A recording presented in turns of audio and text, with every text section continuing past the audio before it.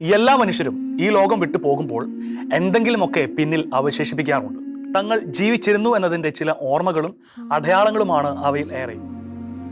അവശേഷിക്കുന്നത് എന്തുമായിരുന്നു കൊള്ളട്ടെ, അവയൊക്കെ ഒന്നോ രണ്ടോ തലമുറയ്ക്ക് ശേഷം വിസ്മൃതിയിലേക്ക് പിന്തള്ളപ്പെട്ടു പോകുവാറാണ് പതിവ്. എന്നാൽ ഇങ്ങനെയൊരു മനുഷ്യൻ ഈ ലോകത്തിൽ ജീവിച്ചിരുന്നു എന്നതിൻ്റെ കൃത്യമായ തെളിവും ചരിത്രവുമായി ചിലതൊക്കെ 2026 വർഷങ്ങൾക്ക് ശേഷവും ബാക്കി നിൽക്കുന്നുണ്ട്. കാലത്തിന് മായ്ക്കാനാവാതെയും ചരിത്രത്തിന് അപഹരിക്കാനാവാതെയും ജീവനും മാംസവുമുള്ള ജീവനുള്ള ചില ഓർമ്മകൾ. ക്രൈസ്തവ ആത്മീയതയുടെ പശ്ചാത്തലത്തിൽ അതിനെ വിശേഷിപ്പിക്കുന്നത് തിരുശേഷിപ്പുകൾ എന്നാണ്. ലോകത്തിലേക്കും വച്ച ഏറ്റവും വിശുദ്ധമായ തിരുശേഷിപ്പ് എന്തായിരിക്കും? അത് മറ്റൊന്നുമല്ല, യേശുക്രിസ്തുവിന്റെ തിരുശേഷിപ്പാണ്.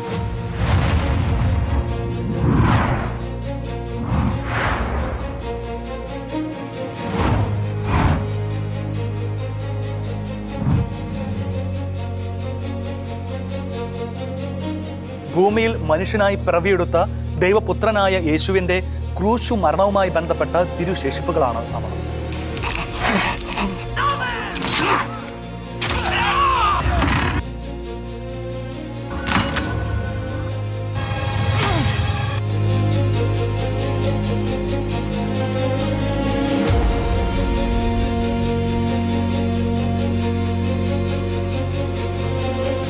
കേവലം വിശ്വാസ സത്യങ്ങൾ മാത്രമല്ല, ചരിത്ര സത്യവും പ്രവചനങ്ങളുടെ പൂർത്തീകരണവും കൂടിയായിരുന്നു ക്രിസ്തുവിന്റെ പീഡാസഹനവും കുരിശുമരണവും എന്ന് വ്യക്തമാക്കുന്നവയാണ് ഈ തിരുശേഷിപ്പുകൾ.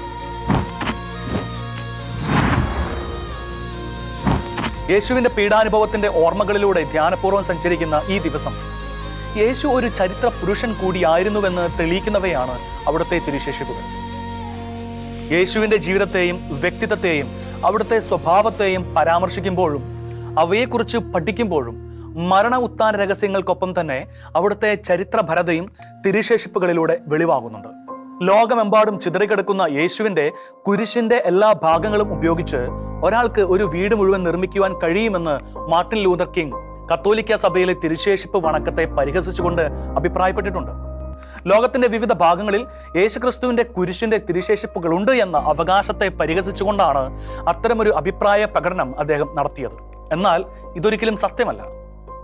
പക്ഷേ വിശുദ്ധ കുരിശിന്റെ ഭാഗങ്ങൾ ലോകത്തിലെ വിവിധ ദേവാലയങ്ങളിൽ വണങ്ങപ്പെടുന്നുണ്ട് എങ്കിലും അവയെല്ലാം കൂടി ചേർത്താലും വിശുദ്ധ കുരിശിന്റെ തീരെ ചെറിയൊരു ഭാഗം മാത്രമേ വരൂ എന്നതാണ് സത്യം. റോമൻ ചക്രവർത്തിയായ മഹാനായ കോൺസ്റ്റന്റൈന്റെ അമ്മയായ വിശുദ്ധ ഹെലേന രാജ്ഞി വിശുദ്ധ നാട്ടിലേക്ക് തീർത്ഥാടനം നടത്തിയപ്പോൾ യഥാർത്ഥ വിശുദ്ധ കുരിശ് കണ്ടെടുത്തു എന്നാണ് ചരിത്രം. ഇതിൽ നിന്നാണ് സെപ്റ്റംബർ 14 വിശുദ്ധ കുരിശിന്റെ പുകഴ്ചയുടെ തിരുനാളിന്റെ തുടക്കം. ഗാഗുൽത്തായിൽ നിന്ന് വളരെ അകലെയല്ലാത്ത ഒരു പഴയ ജലാശയത്തിൽ നിന്നാണ് 3 മരക്കുരിശുകളും 3 ആണിയും ഹെലേന രാജ്ഞി കണ്ടെത്തിയത്.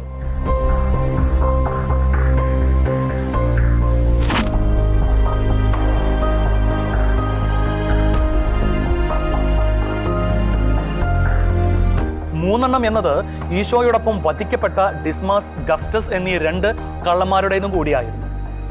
യേശുവിന്റെ കുരിശിൽ അവിടുത്തെ പേര് സൂചിപ്പിക്കുന്ന ടൈറ്റുലസ് ഒട്ടിച്ചിരുന്നു. എങ്കിലും കുരിശിന്റെ ആധികാരികതയെക്കുറിച്ച് ഹെലേന രാജ്ഞിക്ക് സംശയമുണ്ടായിരുന്നു.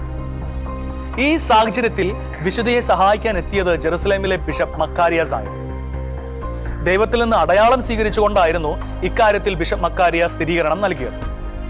വളരെ കാലമായി രോഗബാധിതയായി കഴിയുന്ന ഒരു സ്ത്രീയുടെ അടുക്കലേക്ക് 3 കുരിശുകളുടെയും അവശിഷ്ടങ്ങളുമായി അദ്ദേഹം കടന്നു ചെല്ലുകയും കർത്താവിൻ്റെതല്ലാത്ത കുരിശിൽ സ്പർശിച്ചപ്പോൾ അവർക്ക് യാതൊരു മാറ്റവുമില്ലാതെ തുടരുകയും കർത്താവിന്റെ കുരിശിൽ സ്പർശിച്ചപ്പോൾ ഉടൻ തന്നെ അവൾ സുഖം പ്രാപിക്കുകയും ചെയ്തു. ഇതാണ് യഥാർത്ഥ കുരിശിന്റെ പിന്നിലെ വിശ്വാസ പാരമ്പര്യം. തുടർന്ന് യേശുവിന്റെ കുരിശ് 3 കഷ്ണങ്ങളായി വിഭജിക്കപ്പെടുകയും അവയോരോന്നും റോം, കോൺസ്റ്റാന്റിനോപ്പിൾ, ജെറുസലം എന്നിവിടങ്ങളിലേക്ക് അയക്കുകയും ചെയ്തു.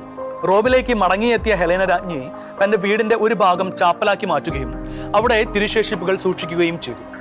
കുരിശിന്റെ ഒരു ഭാഗം യൂതന്മാരുടെ രാജാവായ നസ്രായക്കാരൻ യേശു എന്നെഴുതിയതിന്റെ ഒരു ഭാഗം, യേശുവിനെ കുരിശിൽ തറച്ചുകൊന്ന 3 ആണികൾ എന്നിവയായിരുന്നു അത്. പിൽക്കാലത്ത് അവ ജെറുസലേമിലെ ഹോളി ക്രോസ് ബസിലിക്കായുടെ ഭാഗമായി മാറി. 1629 പോപ്പ് ഉർബൻ 8 കുരിശിന്റെ ചില അവശിഷ്ടങ്ങൾ പുതുതായി നിർമ്മിച്ച സെന്റ് പീറ്റേഴ്സ് ബസിലിക്കായിലേക്ക് മാറ്റി. ഈശോയുടെ യഥാർത്ഥ കുരിശ് വീണ്ടും പല പല ഭാഗങ്ങളായി തിരിക്കുകയും യൂറോപ്പിലുടനീളം വ്യാപിക്കുകയും ചെയ്തു. ഈ സംഭവമാണ് മാർട്ടിൻ ലൂതറിനെ കൊണ്ട് പരിഹാസ രൂപേണയുള്ള അഭിപ്രായം രേഖപ്പെടുത്തുവാൻ കാരണമായി മാറി. ഹെലന രാജ്ഞിയുടെ വീട്ടിലേക്ക് കൊണ്ടുവന്ന യഥാർത്ഥ കുരിശ് വണങ്ങുവാൻ തീർത്ഥാടക പ്രവാഹമുണ്ടായി. തീർത്ഥാടകർ കുരിശിന്റെ ഭാഗം കടിച്ചെടുക്കുന്നത് പതിവായിരുന്നതിനാൽ അത് തടയാനായി കുരിശിന്റെ സൂക്ഷിപ്പുകാരൻ എന്ന രീതിയിൽ ജോലിക്കാരെ പിന്നീട് നിയമിക്കേണ്ടതായി വന്നിരുന്നു.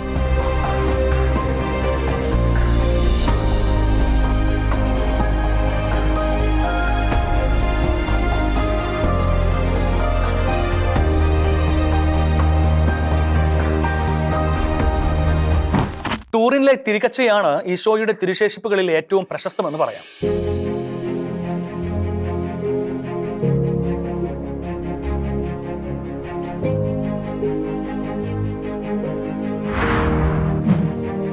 ശാസ്ത്രം ഇത്രയധികം പുരോഗമിച്ചിട്ടും ശാസ്ത്ര സാങ്കേതിക വിദ്യയിൽ വൻ കുതിച്ചുചാട്ടം ഉണ്ടായിട്ടും ശാസ്ത്രലോകത്തെ അമ്പരപ്പിക്കുന്നതും പ്രഹേളികയായി തുടരുന്നതുമായ ഒന്നാണ് ടൂറിനിലെ തിരിക്കച്ച എന്ന പേരിൽ ഇന്ന് അറിയപ്പെടുന്ന ലിനൻ തുണി.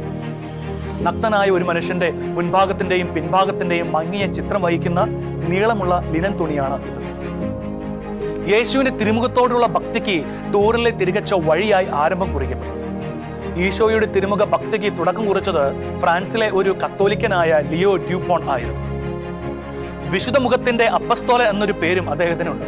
1885 ലയോ 13 പാപ്പ തിരുമുഖ ഭക്തിക്ക് അംഗീകാരം നൽകിയതോടെ സാർവത്രിക സഭയിൽ ഇത് പ്രചരിച്ചു.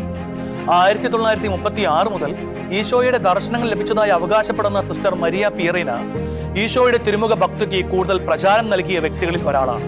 മരിയ പിയറീനയുടെ അഭ്യർത്ഥന പ്രകാരം ഈശോയുടെ തിരുമുഖ ചിത്രത്തെ അടിസ്ഥാനപ്പെടുത്തി മെഡൽ നിർമ്മിക്കുവാനുള്ള അനുവാദം 12 പിയൂസ് പാപ്പ നൽകുകയും 2ാം ലോക മഹായുദ്ധകാലത്ത് സംരക്ഷണ കവചമായി ഇത് ഉപയോഗിക്കുകയും ചെയ്തിരുന്നു. 1958 യേശുവിന്റെ വിശുദ്ധ മുഖവുമായി ബന്ധപ്പെട്ടുള്ള ഭക്തിക്ക് ഈ ചിത്രവുമായി ബന്ധപ്പെട്ട് മാർപ്പാപ്പ അംഗീകാരം നൽകി. 1998 വിശുദ്ധ ജോൺ പോൾ 2 പാപ്പ ഈ കച്ചയെ വിശിഷ്ടമായ തിരുശേഷിപ്പ് എന്ന് വിശേഷിപ്പിച്ചു. ടൂറിനിലെ സെന്റ് ജോൺ ദി ബാപ്റ്റിസ്റ്റ് ദേവാലയത്തിൽ സൂക്ഷിച്ചിരിക്കുന്നത് കൊണ്ടാണ് ഈ തിരുശേഷിപ്പ് ടൂറിനിലെ തിരിക്കച്ച എന്ന പേരിൽ അറിയപ്പെടുന്നത്. ടൂറിനിലെ തിരിക്കച്ചയുടെ ആധികാരികതയെക്കുറിച്ചുള്ള സംശയം പണ്ട് കാലം മുതൽക്കല്ല ഇപ്പോഴും നിലവിലുണ്ട്. എന്നാൽ അത്തരം സംശയങ്ങളെയെല്ലാം ദൂരീകരിച്ചുകൊണ്ടുള്ള ചില ഗവേഷണ ഫലങ്ങളെക്കുറിച്ച് ഇവിടെ അനുബന്ധമായി പറയേണ്ടതുണ്ട്. തിരിക്കച്ച യേശുവിന്റെ കാലത്തേത് തന്നെയാണെന്നതിന് കൂടുതൽ തെളിവുമായി ഇറ്റാലിയൻ ശാസ്ത്രജ്ഞൻ ലിബറേറ്റോ ജെ കാരോ അടുത്ത കാലത്താണ് രംഗത്തെത്തിയത്.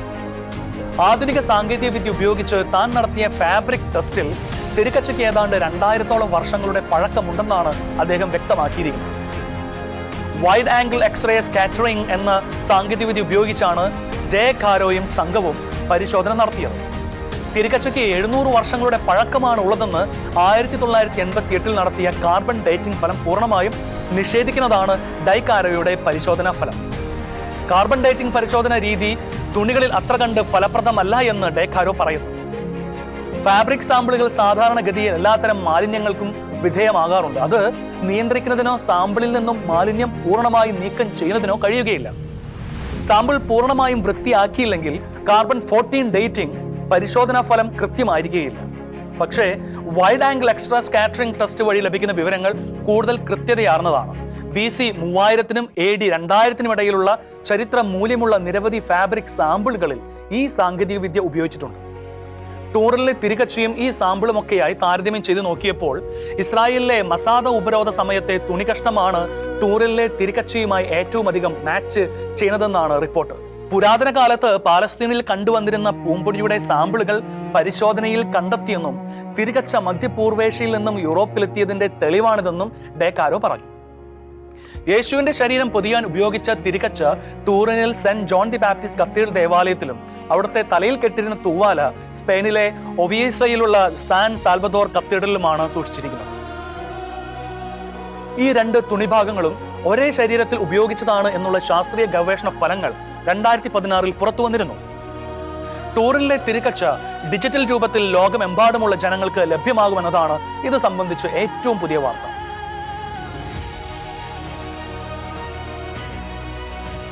കഴിഞ്ഞ ജനുവരി 9 വത്തിക്കാനിലെ അപ്പസ്തോലിക് കൊട്ടാരത്തിൽ നടന്ന ചടങ്ങിൽ ലയോ 14 മാർപ്പാപ്പ ഈ പുതിയ സംവിധാനം ആദ്യമായി വീക്ഷിച്ചിരുന്നു. ആവലോറ്റി ഓർഗനൈസേഷൻ, സിൻഡോൺ ഓർഗനൈസേഷൻ വെബ്സൈറ്റുകൾ വഴി തിരുക്കച്ചയുടെ വിശദാംശങ്ങൾ ഓൺലൈനായി വീക്ഷിക്കുവാനും ഇപ്പോൾ സൗകര്യമുണ്ട്. തിരുക്കച്ചയുടെ അതിസൂക്ഷ്മമായ വിശദാംശങ്ങൾ പോലും ഹൈ റെസല്യൂഷനിൽ ഈ വെബ്സൈറ്റുകളിലൂടെ ലഭ്യമാകും. യേശുവിന്റെ മുഖം, മുറിവുകൾ, ക്രൂശീകരണത്തിന്റെ അടയാളങ്ങൾ എന്നിവ വിശദമായി സൂം ചെയ്ത് കാണാവുന്നതാണ്. തിരുക്കച്ചയിൽ പതിഞ്ഞിരിക്കുന്ന ഓരോ ഭാഗവും വിശദീകരിക്കുന്ന കുറിപ്പുകളും ബന്ധപ്പെട്ട ബൈബിൾ ഭാഗങ്ങളും ഇതിൽ ഉൾപ്പെടുത്തിയിട്ടുണ്ട്. തിരുക്കച്ചയെക്കുറിച്ച് മുൻ പരിചയമില്ലാത്തവർ ഉൾപ്പെടെ എല്ലാവർക്കും മനസ്സിലാകുന്ന തരത്തിലാണ് ഡിജിറ്റൽ പതിപ്പ് രൂപകൽപ്പന ചെയ്തിരിക്കുന്നത്.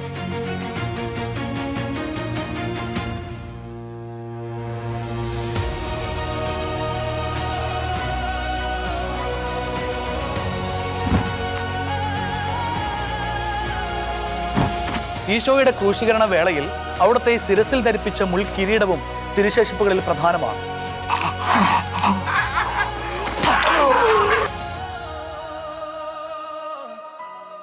ഫ്രാൻസിലെ പാരീസിലുള്ള പ്രസിദ്ധമായ നോത്രദാം കത്തീഡ്രലിലാണ് തിരുശേഷിപ്പ് സൂക്ഷിച്ചു വെച്ചിരിക്കുന്നത്. യേശുവിനെ കുരിശിൽ നിന്ന് ഇറക്കിയപ്പോൾ ആരോ ഒരാൾ ഇതെടുത്ത് ജെറുസലേമിൽ ഒളിപ്പിച്ചുവെന്നും പിന്നീട് കോൺസ്റ്റന്റൈൻ ചക്രവർത്തി മതസ്വാതന്ത്ര്യം നൽകുന്നതുവരെ ഇത് രഹസ്യമായി സൂക്ഷിച്ചുവെന്നുമാണ് ബന്ധപ്പെട്ട വിശ്വാസം. ഈശോയുടെ മുൾക്കിരീടത്തിലെ മുള്ളുകളുടെ എണ്ണത്തെക്കുറിച്ച് വ്യത്യസ്തമായ അഭിപ്രായങ്ങളാണ് നിലവിലുള്ളത്. 139 എന്നും 50 അല്ലെങ്കിൽ 60 എന്നും എണ്ണത്തെ സംബന്ധിച്ച് ഭിന്ന അഭിപ്രായങ്ങളുണ്ട്. യേശു രാജാവാണെന്നും എന്നാൽ തന്റെ രാജ്യം ഐഹികമല്ലെന്നും പറഞ്ഞതിനുള്ള പ്രതികരണമായി അവിടുത്തെ പരിഹസിക്കുവാൻ വേണ്ടിയാണ് മുൾക്കിരീടം ധരിപ്പിച്ചതെന്നാണ് ബൈബിൾ പണ്ഡിതന്മാരുടെ ഭാഷ്യം. വിശുദ്ധ മത്തായിയുടെയും വിശുദ്ധ മർക്കോസ് യോഹന്നാൻ ശ്ലീഹന്മാരുടെയും സുവിശേഷങ്ങളിലാണ് ക്രിസ്തുവിനെ മുടി ധരിപ്പിക്കുന്ന രംഗങ്ങൾ രേഖപ്പെടുത്തിയിട്ടുള്ളത്.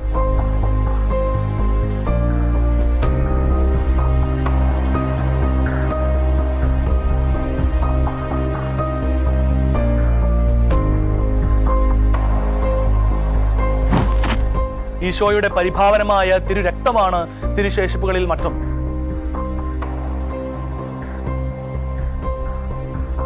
വിശുദ്ധ ഗ്രന്ഥത്തിൽ ഒരിടത്തും രേഖപ്പെടുത്തിയിട്ടില്ലെങ്കിലും അപ്പോക്രിഫൽ ഗ്രന്ഥങ്ങളിലൊന്നായ പീലാദോസിന്റെ പ്രവൃത്തികളിൽ അരിമത്തിയക്കാരൻ ജോസഫ് ഈശോയുടെ വിലയേറിയ തിരുരക്തം സൂക്ഷിച്ചതായി രേഖപ്പെടുത്തിയിട്ടുണ്ട്. ബെൽജിയത്തെ ബ്രൂക്സിലുള്ള തിരുരക്തത്തിന്റെ ബസിലിക്കായിലാണ് ഈ തിരുശേഷിപ്പ് ഇന്നും സൂക്ഷിച്ചിരിക്കുന്നത്. യേശുവിന്റെ തിരുശരീരം അരിമത്തിയക്കാരൻ ജോസഫിന്റെ ഉപയോഗിക്കാത്ത കല്ലറയിലാണല്ലോ സംസ്കരിച്ചത്. പീലാദോസിന്റെ അനുവാദപ്രകാരം ജോസഫ് ഈശോയുടെ തിരുശരീരം കുരിശിൽ നിന്ന് ഇറക്കി കിടത്തിയപ്പോൾ രക്തം പുരണ്ട ശരീരം തുണികൊണ്ട് കഴുകുകയും തുടർന്ന് യേശുവിന്റെ ശരീരം ഒരു കഫനിൽ പൊതിയുകയും ചെയ്തു. രക്തം പുരണ്ട തുണികൾ ജോസഫ് വലിച്ചെറിഞ്ഞില്ല. ഈശോയുടെ തിരുരക്തത്തോടുള്ള ആ വണക്കവും ആദരവും പ്രകടമാക്കുന്നവയാണ് തിരുരക്ത സംരക്ഷണ പ്രാർത്ഥന. ഈശോയെ എന്നെ തിരുരക്തത്താൽ കഴുകി തിരുരക്ത കടലിൽ മുക്കി പരിശുദ്ധാത്മാവിനാൽ നിറയ്ക്കണമേ എന്ന് പീഠാനുഭവ സ്മരണയിലൂടെ കടന്നു പോകുന്ന ഈ വേളയിൽ നമുക്കും പ്രാർത്ഥിക്കാം. വിശുദ്ധ യോഹന്നാന്റെ സുവിശേഷം 19-ാം അധ്യായം 23 മുതൽ 25 വരെയുള്ള ഭാഗങ്ങളിൽ നാം ഇപ്രകാരം വായിക്കുന്നുണ്ട്. പടയാളികൾ യേശുവിനെ ക്രൂശിച്ചതിന് ശേഷം അവന്റെ വസ്ത്രങ്ങൾ 4ആയി ഭാഗിച്ചു. ഓരോ പടയാളിക്കും ഓരോ ഭാഗം. അവന്റെ അങ്കിയും അവർ എടുത്തു. അതാകട്ടെ തുന്നലില്ലാതെ മുകൾ മുതൽ അടിവരെ നെയ്തുണ്ടാക്കിയതായി. ആകയാൽ അവർ പരസ്പരം പറഞ്ഞു, നമുക്കത് കീറണ്ട, പകരം അത് ആരുടേതായിരിക്കണമെന്ന് കുറിയിട്ട് തീരുമാനിക്കും. എന്റെ വസ്ത്രങ്ങൾ അവർ ഭാഗിച്ചെടുത്തു, എന്റെ അങ്കയ്ക്ക് വേണ്ടി അവർ കുറിയിട്ടു എന്ന തിരുവെഴുത്ത് പൂർത്തിയാകുവാൻ വേണ്ടിയാണ് പടയാളികൾ ഇപ്രകാരം ചെയ്തത്. ഈശോയുടെ ക്രൂശീകരണം ഒരു ചരിത്ര സംഭവമെന്ന് അടിവരയിടുന്നതാണ് ജർമ്മനിയിലെ ട്രയർ രൂപതയിലെ കത്തീഡ്രൽ സ്ഥാപിച്ചിരിക്കുന്ന വിശുദ്ധ മേലങ്കി.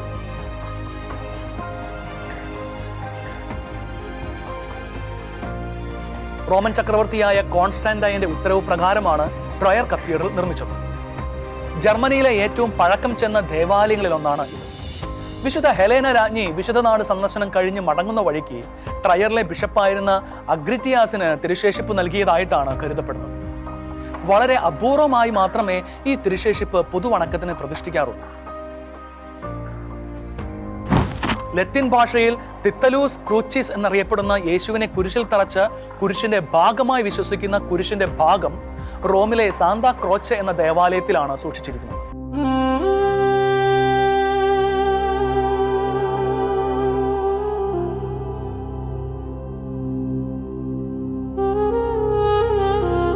യേശുവിന്റെ കുരിശിന് മുകളിൽ യൂതന്മാരുടെ രാജാവായ നസ്രായക്കാരൻ ഈശോ എന്ന പീലാത്തോസ് ഹീബ്രു, ലത്തീൻ, ഗ്രീക്ക് എന്നീ ഭാഷകളിൽ എഴുതിയ ഫലകമാണിത്.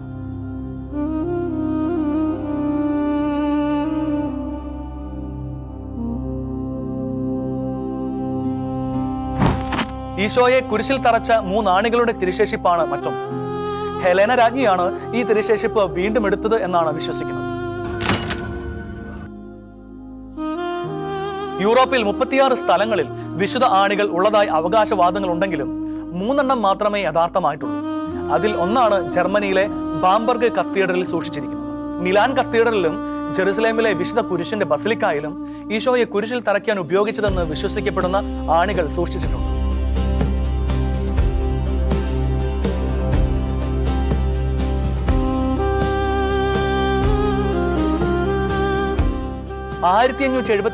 മിലാനിൽ അതിരൂക്ഷമായ പ്ലേഗ് ബാധ ഉണ്ടായപ്പോൾ ബിഷപ്പ് ചാൾസ് ബൊറോമിയോ വിശുദ്ധ ആണികൾ വഹിച്ചുകൊണ്ട് മിലാൻ തെരുവിലൂടെ പ്രദക്ഷിണം നടത്തിയെന്നും തൽഫലമായി പ്ലേഗ് ബാധ അവസാനിച്ചുവെന്നും പാരമ്പര്യ വിശ്വാസവുമുണ്ട്. വിശുദ്ധ യോഹന്നാന്റെ സുവിശേഷം 19 അധ്യായം 34 വാക്യത്തിൽ നാം ഇങ്ങനെ വായിക്കുന്നുണ്ട്: എന്നാൽ പടയാളികൾ ഒരുവൻ അവന്റെ പാർശ്വത്തിൽ കുന്തം കൊണ്ട് കുത്തി, ഉടനെ അവിടെ നിന്ന് രക്തവും വെള്ളവും പുറപ്പെട്ടു. യോഹന്നാൻ അപ്പസ്തോലൻ ക്രിസ്തുവിനെ കുന്തം കൊണ്ട് കുത്തിയ പടയാളിയുടെ പേര് പറയുന്നില്ലെങ്കിലും നിക്കോദേമോസിന്റെ അപ്പോക്രിഫൽ സുവിശേഷം 4-ാം നൂറ്റാണ്ടിലെ പീലാത്തോസിന്റെ പ്രവൃത്തികളുടെ അവസാന കയ്യെഴുത്തു പ്രതി എന്നിവയിലെല്ലാം പട്ടാളക്കാരനെ ഒരു ശതാധിപനായി തിരിച്ചറിയുകയും ലോങ്കിനസ് എന്ന് പിൽക്കാലത്ത് അയാൾ അറിയപ്പെടുകയും ചെയ്തു. കുന്തത്തിന്റെ ലാറ്റിൻ നാമമായ ലാൻസിയായിൽ നിന്നാണ് ലോങ്കിനസ് രൂപപ്പെട്ടതെന്നും വിശ്വസിക്കപ്പെടുന്നു. അതെന്തായാലും ഈശോയുടെ പാർശ്വത്തിൽ കുത്തിയ കുന്തത്തിന്റെ അവശിഷ്ടവും തിരുശേഷിപ്പായി വണങ്ങുന്നു.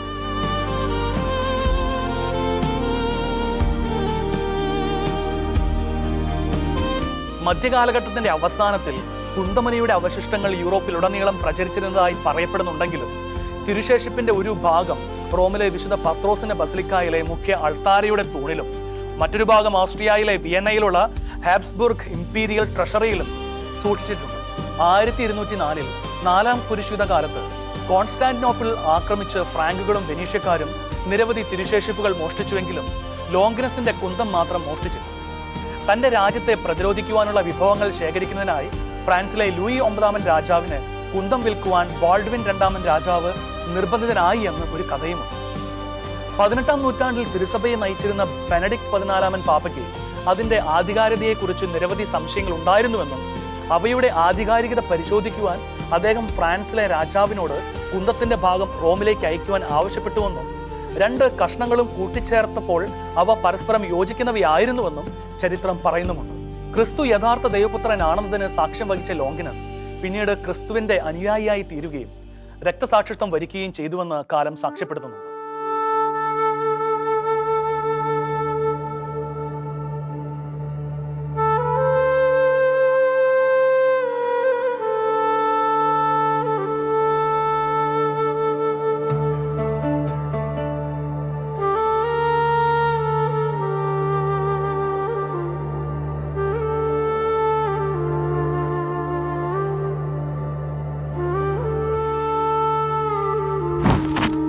പീഠാനുഭവ വേളയിൽ യേശുവിനെ ഒരു തൂണിൽ കെട്ടിയിട്ട് ചമ്മട്ടിക്കൊണ്ടാണ് പ്രഹരിച്ചത്. ഈ സ്തൂപം റോമിലെ വിശുദ്ധ പ്രസ്റ്റോട്സിന്റെ ബസിലിക്കായിലാണ് സ്ഥാപിച്ചിരിക്കുന്നത്.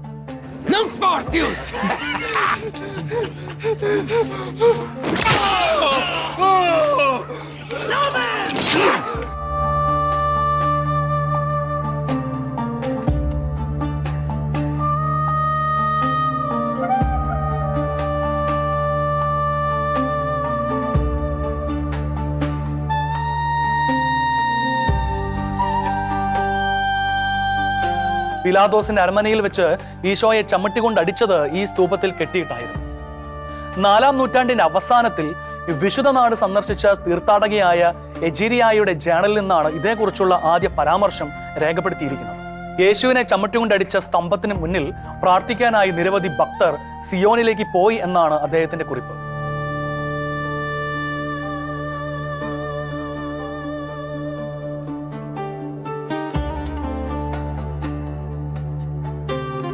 ഈശോയുടെ കുരിശുമരണവുമായി ബന്ധപ്പെട്ട മറ്റൊരു വിശ്വാസ സത്യവും ചരിത്ര സാക്ഷ്യവുമാണ് സ്കലാ സാങ്ക്ട അഥവാ വിശുദ്ധ പടികൾ.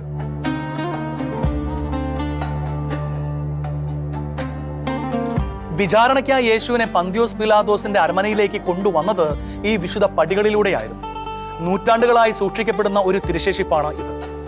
4-ാം നൂറ്റാണ്ടിൽ വിശുദ്ധ ഹെലേന രാജ്ഞി റോമിലേക്ക് ഇത് കൊണ്ടുവരികയും സെന്റ് ജോൺ ലാറ്ററൻ ബസിലിക്കായിൽ സ്ഥാപിക്കുകയും ചെയ്തതായിട്ടാണ് ചരിത്രരേഖകൾ. 28 മാർബിൾ പടികൾ തടികൊണ്ട് ആവരണം ചെയ്താണ് ഇപ്പോൾ സംരക്ഷിച്ചിരിക്കുന്നത്. മുട്ടുകുത്തി മാത്രമേ ഇതിലേക്ക് കയറാനാവുകയുള്ളൂ.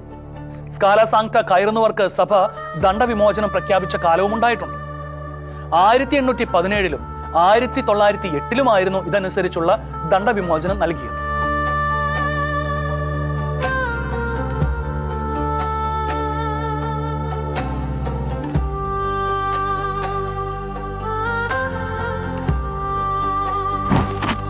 ഈ തെളിവുകളെല്ലാം ഒരിക്കൽ കൂടി ഉറപ്പിക്കുന്ന വിധത്തിലുള്ളതാണ് യേശുവിനെ അടക്കം ചെയ്ത കല്ലറ.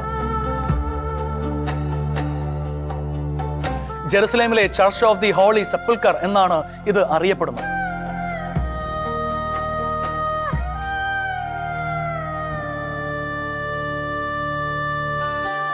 യേശു മരിച്ചതും അടക്കം ചെയ്യപ്പെട്ടതും ഉയർത്തെഴുന്നേറ്റതും ഇവിടെയാണെന്ന വിശ്വാസത്തിന് 4-ാം നൂറ്റാണ്ട് മുതൽക്കുള്ള പഴക്കമുണ്ട്. നൂറ്റാണ്ടുകൾക്ക് ശേഷം 2016-ലാണ് പുനരുദ്ധാന പ്രവർത്തനങ്ങളുടെ ഭാഗമായി തിരുക്കല്ലറ തുറന്നത്. AD 345-ൽ അധികം പഴക്കമുള്ള പല തെളിവുകളും ഇവിടെ നിന്ന് അന്ന് കണ്ടു കിട്ടിയിട്ടുണ്ടായിരുന്നു. യേശുവിന്റെ കുരിശുമരണം നടന്ന സ്ഥലത്ത് ഇന്ന് ബലിപീഠം ഉയർന്നിട്ടുണ്ട്. ക്രൈസ്തവ വിശ്വാസികളെ സംബന്ധിച്ചിടത്തോളം ഏറ്റവും പരിപാവനമായ സ്ഥലമാണ് ഇത്. യേശുവിന്റെ ശവകുടീരം ഈ പ്രദേശത്തായിരുന്നു എന്നതിന്റെ ഏറ്റവും മികച്ച തെളിവാണ് 1-ാം നൂറ്റാണ്ടിലെ മറ്റ് ശവകുടീരങ്ങളും ഈ ദേവാലയത്തിൽ സംരക്ഷിക്കപ്പെട്ടിട്ടുണ്ട് എന്നത്. കോൺസ്റ്റന്റൈൻ ചക്രവർത്തി ജെറുസലേമിലെ വീനക്ഷേത്രം പൊളിച്ചുമാറ്റി ഒരു പള്ളി പണിയുവാൻ തയ്യാറെടുപ്പുകൾ നടത്തിക്കൊണ്ടിരുന്ന അവസരത്തിലാണ് യേശുവിന്റെ ശവകുടീരം കണ്ടെത്തിയത് എന്നാണ് വിശ്വസിക്കപ്പെടുന്നത്. കോൺസ്റ്റന്റൈൻ ജീവചരിത്രകാരൻ കൈസറിയായിലെ യൂസോബിയസിന്റെ വിവരണത്തിലും 5-ാം നൂറ്റാണ്ടിന്റെ ആരംഭം മുതലുള്ള റോമിലെ സെൻ പുട്ടൻസിയാന പള്ളിയിലെ ചിത്രങ്ങളിൽ നിന്നും 6-ാം നൂറ്റാണ്ടിലെ മടബ മൊസായിക്ക് ഭൂപടത്തിൽ നിന്നും ആധുനിക ഖനനങ്ങളിൽ നിന്നും തിരുക്കല്ലറ ദേവാലയവുമായി ബന്ധപ്പെട്ട നിരവധി വിവരങ്ങൾ ലഭിച്ചിട്ടുണ്ട്. യേശുവിന്റെ പീഡാനുഭവവും കുരിശുമരണവുമായി ബന്ധപ്പെട്ട ക്രൈസ്തവ വിശ്വാസികൾ ഇതേക്കുറിച്ച് പറയുമ്പോൾ വിശ്വാസത്തിന്റെ ഭാഗമായി മാത്രം അതിനെ കാണുന്നവരായിരിക്കും ചിലരെങ്കിലും. എന്നാൽ ഇത് വിശ്വാസത്തിന്റെ ഭാഗമല്ല, ചരിത്രത്തിന്റെ ഭാഗം കൂടിയാണ്. അതിനുള്ള തെളിവുകളിലൂടെ ഒന്ന് കടന്നു പോകാം. ഈ തെളിവുകളൊന്നും യേശു എഴുതിയതോ യേശുവിന്റെ കാലത്ത് എഴുതിയതോ ആയിരുന്നില്ല, മറിച്ച് യേശുവിന്റെ മരണശേഷം എഴുതപ്പെട്ടവയായിരുന്നു. അത്തരം ചരിത്ര രേഖകളിൽ ക്രൈസ്തവ രേഖകളും ക്രൈസ്തവേതര രേഖകളുമുണ്ട്. ഇതിൽ ക്രൈസ്തവേതര രേഖകളുടെ ലക്ഷ്യം യേശുവിന്റെ ചരിത്രം അവതരിപ്പിക്കുകയായിരുന്നില്ല, മറിച്ച് അക്കാലത്തെ രാഷ്ട്രീയപരവും സാമൂഹികവുമായ ചരിത്രം രേഖപ്പെടുത്തുക മാത്രമായിരുന്നു. അതിന്റെ ഭാഗമായി സാന്ദർഭികമായി യേശുവിന്റെ ചരിത്രവും കടന്നു വന്നിട്ടുണ്ട് എന്ന് മാത്രം. എങ്കിലും ചരിത്ര പുരുഷനായ യേശുവിന്റെ പ്രസക്തിയെക്കുറിച്ച് ഇവ കൃത്യമായി വെളിപ്പെടുത്തിയിട്ടുണ്ട്. ക്രിസ്തീയ വിശ്വാസത്തിനെതിരെ എഴുതുമ്പോഴും അതിൽ ക്രിസ്തു കടന്നു വരുന്നതാണ് റോമാക്കാരനായ താലോസിന്റെ കൃതിയുടെ പ്രത്യേകത. യേശുവിന്റെ മരണസമയത്ത് ഭൂമിയെങ്ങും അന്ധകാരമായി എന്ന ക്രിസ്തീയ വിശ്വാസത്തിനെതിരെയായിട്ടാണ് താലോസ് എഴുതുന്നത്. ആ അന്ധകാരം അദ്ദേഹത്തെ സംബന്ധിച്ചിടത്തോളം കേവലം ഒരു സൂര്യഗ്രഹണം മാത്രമായിരുന്നു. റോമിലെ സെനറ്ററായിരുന്ന പ്ലീനി ലെറ്റേഴ്സ് ഗ്രന്ഥസമുച്ചയത്തിന്റെ 10-ാമത്തെ വാല്യത്തിൽ ക്രൈസ്തവരെ കുറിച്ചും ക്രിസ്തുവിനെ കുറിച്ചും പ്രതിപാദിക്കുന്നു. ആദിമ നൂറ്റാണ്ടിൽ തന്നെ ക്രൈസ്തവർ യേശുവിനെ ദൈവമായി കണ്ട് ആരാധിച്ചിരുന്നു എന്നാണ് പ്ലീനിയുടെ എഴുത്ത്. റോമൻ എഴുത്തുകാരനായ സുവെത്തോണി യൂസ് 12 ചക്രവർത്തിമാരെ കുറിച്ച് എഴുതിയ ദെ വീത സിസേറും എന്ന കൃതിയിൽ യേശുവിനെ കുറിച്ച് പരാമർശിക്കുന്നുണ്ട്. ക്രിസ്തുസ് എന്ന പദമാണ് സുവേത്തോണിയൂസ് ക്രിസ്തുവിനെ സൂചിപ്പിക്കുവാൻ ഇവിടെ ഉപയോഗിക്കുന്നത്. അതനുസരിച്ച് ക്രിസ്തുസിന്റെ പേരിൽ പ്രശ്നമുണ്ടാക്കിയ ചില യഹൂദരെ ക്ലോഡിയസ് ചക്രവർത്തി റോമ നഗരത്തിൽ നിന്ന് ബഹിഷ്കരിച്ചു എന്നാണ് സുവേത്തോണിയൂസ് സാക്ഷ്യപ്പെടുത്തിയിരിക്കുന്നത്. ഇതേ സംഭവം തന്നെയാണ് അപ്പസ്തോല പ്രവർത്തനങ്ങൾ 18-ാം അധ്യായം 2-ാം വാക്യത്തിൽ രേഖപ്പെടുത്തിയിരിക്കുന്നത് എന്നറിയുമ്പോഴാണ് ഈ രണ്ട് സംഭവങ്ങളും തമ്മിലുള്ള സാമ്യം നമ്മെ അതിശയിപ്പിക്കുന്നത്. ക്രിസ്തുവർഷം 1-ാം നൂറ്റാണ്ടിൽ ജീവിച്ചിരുന്ന പ്രശസ്ത റോമൻ ചരിത്രകാരനായ ടാസിറ്റസ് തന്റെ അനൽസ് എന്ന ഗ്രന്ഥത്തിൽ ക്രിസ്തുവിനെ കുറിച്ച് എഴുതിയിട്ടുണ്ട്. പന്തിയോസ് പിലാത്തോസിന്റെ കാലത്ത് യേശു പീഡകളേറ്റ് മരണമടഞ്ഞുവെന്നാണ് അദ്ദേഹത്തിന്റെ ചരിത്രരേഖ. റോമൻ ചരിത്രകാരനായ ടാസിറ്റസ് ക്രിസ്തുവിനെ കുറിച്ച് രേഖപ്പെടുത്തിയെന്നാണ് ഇതിന്റെ ചരിത്ര പ്രാധാന്യം. യഹൂദ ചരിത്രകാരനാണ് ജോസഫസ്. ആന്റിക്വിറ്റീസ് ഓഫ് ജ്യൂസ് എന്ന ഗ്രന്ഥത്തിൽ അദ്ദേഹം പറയുന്നത് യേശു ഒരു ഗുരുവായിരുന്നുവെന്നും അദ്ദേഹത്തെ റോമൻ ഭരണകൂടം ക്രൂശിലേറ്റിയെന്നുമാണ്. യഹൂദർ അവരുടെ ജ്ഞാനിയായ രാജാവിനെ കൊന്നു എന്നാണ് സിറിയൻ എഴുത്തുകാരനായ മറാഭാർ സെറാപ്പിയോൻ രേഖപ്പെടുത്തിയിരിക്കുന്നത്. ക്രൈസ്തവരെ കുറിച്ച് 2-ാം നൂറ്റാണ്ടിൽ ജീവിച്ചിരുന്ന ലൂസിയാൻ രേഖപ്പെടുത്തിയിരിക്കുന്നത് അവർ ക്രൂശിക്കപ്പെട്ട ഒരാളെ ആരാധിക്കുന്നു എന്നാണ്. ക്രിസ്തു മതത്തെ അവഹേളിക്കുവാൻ മാത്രമായി സെൽസൂസ് എഴുതിയതാണ് ട്രൂ ഡോക്ട്രിൻ എന്ന കൃതി. ഉദ്ദേശ്യം നെഗറ്റീവ് ആയിരുന്നുവെങ്കിലും അവിടെയും പരാമർശിക്കപ്പെടുന്നത് ക്രിസ്തു തന്നെയാണ് എന്നതാണ് പ്രത്യേകത. അതുപോലെ ടൊളേഡോത്ത് യേശു രചിച്ച book of the life of Jesu എന്ന കൃതിയുടെ ലക്ഷ്യവും ക്രൈസ്തവ വിശ്വാസം സ്വീകരിക്കുന്നതിൽ നിന്ന് യഹൂദരെ തടയുകയായിരുന്നുവെങ്കിലും അവിടെയും സൂചിതമായിരിക്കുന്നത് ക്രിസ്തുവിന്റെ ജീവിതം തന്നെയായിരുന്നു. ജാരസന്തതി, മന്ത്രവാദി, അബദ്ധ പ്രബോധകൻ എന്നിങ്ങനെ തന്റെ ആശയമനുസരിച്ച് വികലമായിട്ടാണ് ക്രിസ്തു അവിടെ അവതരിപ്പിക്കപ്പെടുന്നതെങ്കിലും ഈ ഗ്രന്ഥവും ക്രിസ്തുവിന്റെ ചരിത്രപരതയെ അടിവരയിടുന്നുണ്ട്. സ്തുതിക്കുമ്പോൾ മാത്രമല്ല, എതിർക്കുമ്പോഴും ചരിത്രം തന്നെയാണ്. ഉള്ളതിനെയാണ് നാം എതിർക്കുന്നത്, ഇല്ലാത്തതിനെ എതിർക്കാനോ സ്തുതിക്കാനോ ആർക്കും കഴിയുകയില്ല. ക്രൈസ്തവേതര രചനകളിൽ ക്രിസ്തീയ വിരുദ്ധമായി ക്രിസ്തു അവതരിപ്പിക്കപ്പെട്ടപ്പോഴും ക്രിസ്തുവിന്റെ ചരിത്ര സാധ്യത തന്നെയാണ് അവിടെ വെളിവാക്കപ്പെട്ടത്. എന്നാൽ ക്രൈസ്തവ രചനകളിൽ ക്രിസ്തു കടന്നു വന്നപ്പോൾ ചരിത്രവും വിശ്വാസവും അവിടെ കൈക്കൊടുക്കുന്നതായി നാം കാണുന്നു. 4 കാനോനിക സുവിശേഷങ്ങൾ ഉൾപ്പെടെയുള്ള പുതിയ നിയമം ഇക്കാര്യത്തിൽ സുപ്രധാനമായ തെളിവാണ് നൽകുന്നത്. ഇതിനൊക്കെ പുറമെ ആധുനിക കാലത്ത് നിരവധി ചരിത്രകാരന്മാർ യേശുവിനെ കുറിച്ച് അന്വേഷണം നടത്തിയിട്ടുമുണ്ട്. ഇതിൽ ചിലതെങ്കിലും ക്രിസ്തുവിനെതിരെയുള്ളതും ക്രിസ്തീയ വിശ്വാസത്തെ അപമാനിക്കാനുള്ളതും ആയിരുന്നുവെന്ന് സമ്മതിക്കുന്നു. ഉദാഹരണത്തിന് അഡോൾഫ് ഹാർനോക്ക്, ആൽബർട്ട് ഷൈറ്റ്സർ, റുഡോൾഫ് ബുൾട്ട്മാൻ തുടങ്ങിയവരെ പോലെയുള്ളവർ. ഇവർ വിവാദ വിഷയമായ അടയാളവുമായിരിക്കുമെന്ന ശിമിയോൻ പ്രവാചകന്റെ ദീർഘദർശനമരുളിയ വാക്കുകൾ എക്കാലവും ക്രിസ്തുവിന്റെ ജീവിതത്തെ അകമ്പടി സേവിച്ചിരുന്നു എന്ന് മാത്രമേ നമുക്ക് ഇതിനെക്കുറിച്ച് പറയാനാവൂ. ക്രിസ്തുവിനെക്കുറിച്ചും അവിടുത്തെ പീഡാസഹനങ്ങളെക്കുറിച്ചും കുരിശു മരണത്തെക്കുറിച്ചും നിരവധി ചരിത്രകാരന്മാർ ഓരോ കാലത്തും പഠനം നടത്തുകയും അന്വേഷണം നടത്തുകയും ചെയ്തിട്ടുണ്ട് എന്ന കാര്യമാണ് ഇവിടെ അനാവരണം ചെയ്യപ്പെട്ടത്. ക്രിസ്തുവിനെ അംഗീകരിക്കുകയോ അംഗീകരിക്കാതിരിക്കുകയോ ചെയ്യുവാനുള്ള അവകാശവും സ്വാതന്ത്ര്യവും എല്ലാവർക്കും ഉള്ളപ്പോൾ തന്നെ ക്രിസ്തു ചരിത്രത്തിന്റെ ഭാഗമായിരുന്നു എന്നതാണ് ഇതിലൂടെ വ്യക്തമാക്കപ്പെടുന്നത്. മാത്രമല്ല, തുടക്കത്തിൽ പറഞ്ഞതുപോലെ യേശുക്രിസ്തുവിന്റെ തിരുശേഷിപ്പുകളായ ടൂറിനിലെ തിരുക്കച്ചയെയും മുൾമുടിയെയും സംബന്ധിച്ച് നിരവധി ശാസ്ത്രീയമായ പരീക്ഷണങ്ങൾ ഇപ്പോഴും നടത്തി വരുന്നുണ്ട്. വിശ്വാസത്തെ നിഷേധിക്കുവാൻ കഴിയാതെ ശാസ്ത്രം അതിന് കീഴടങ്ങുന്ന കാഴ്ചയാണ് നാം ഓരോ ദിവസവും കണ്ടുകൊണ്ടിരിക്കുന്നത്. റോമൻ ഭരണാധികാരിയെ പന്തിയോസ് പിലാത്തോസിന്റെ കാലത്ത് യേശുവിനെ ക്രൂശ് മരണത്തിന് വിധിച്ചു എന്നത് ചരിത്ര സത്യമാണ്. അതുപോലെ യേശു എന്ന വ്യക്തി ചരിത്രത്തിൽ യഥാർത്ഥമായി ജീവിച്ചിരുന്നുവെന്ന് ടൂറിലെ തിരുക്കച്ചയിലെ രക്തക്കറയും വിശുദ്ധ കുന്തത്തിന്റെ അവശിഷ്ടത്തിൽ കണ്ട രക്തം തമ്മിൽ നടത്തിയ പഠനപ്രകാരം പുറത്തുവന്ന റിസൾട്ട് 2 പരിശോധനകളിലും ഒരേ രക്തഗ്രൂപ്പ് തന്നെയായിരുന്നുവെന്നും അത് AB പോസിറ്റീവ് ഗ്രൂപ്പ് ആയിരുന്നുവെന്നുമാണ്. യേശു ചരിത്ര പുരുഷൻ കൂടി ആയിരുന്നുവെന്ന് സ്ഥാപിക്കുവാൻ ഏറെ സഹായിക്കുന്ന തിരുശേഷിപ്പുകളുടെ ചരിത്രത്തിലൂടെ കടന്നു പോകുമ്പോൾ അവിടെ ചരിത്രവും വിശ്വാസവും സംഗമിക്കുന്ന നിമിഷത്തിനാണ് നാം സാക്ഷ്യം കൊടുക്കുന്നത്. അതുകൊണ്ട് നമുക്ക് അക്കാര്യം ഉറപ്പിച്ചു പറയാനാവും, ക്രിസ്തു ദൈവപുത്രനായിരുന്നു, മനുഷ്യനായി ജനിച്ചവനായിരുന്നു, നസ്രത്തിൽ ജീവിച്ചവനായിരുന്നു, ഒടുവിൽ കാൽവരി മലയിൽ ലോക പാപങ്ങൾക്ക് വേണ്ടി ജീവത്യാഗം വരിച്ചവനായിരുന്നു. അതുകൊണ്ട് തന്നെ അവിടുന്ന് ഒരു ചരിത്ര പുരുഷൻ കൂടിയാണ്. ക്രിസ്തുവിനെ മാറ്റി നിർത്തിക്കൊണ്ട് നമ്മുടെ ഒരു ചരിത്രവും പൂർണ്ണമാവുകയും.